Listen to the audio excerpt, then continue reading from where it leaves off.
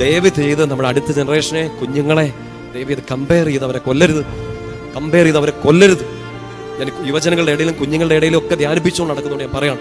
ഇപ്പോൾ മിനിങ്ങാന്ന് ഞാൻ പുറത്തൊരു രാജ്യത്ത് നിന്ന് വന്നോളൂ, യുവജനങ്ങളുടെ ഇടയിൽ ധ്യാനിപ്പിച്ച് അവരോട് സംസാരിക്കുമ്പോഴൊക്കെ എത്ര സൊഫിസ്റ്റിക്കേറ്റഡ് കൺട്രിയിലായാലും ഇവരെല്ലാവരും അനുഭവിക്കുന്ന ഒരു പ്രശ്നമാണ്. എത്ര സാമ്പത്തികമായിട്ട് മുമ്പിൽ നിൽക്കുന്നു, എഡ്യൂക്കേഷനായിട്ട് മുമ്പിൽ നിൽക്കുന്നു, ആരോഗ്യപരമായിട്ട് മുമ്പിൽ നിൽക്കുന്നു, അവിടെയും അനുഭവിക്കുകയാണ് ഈ പ്രശ്നം. ബ്രാൻഡിങ്. നീ ഇങ്ങനെയാണ്, നീ അങ്ങനെ അല്ല, നീ അവരെ പോലെ അല്ല, നമ്മൾ അങ്ങനെയല്ല.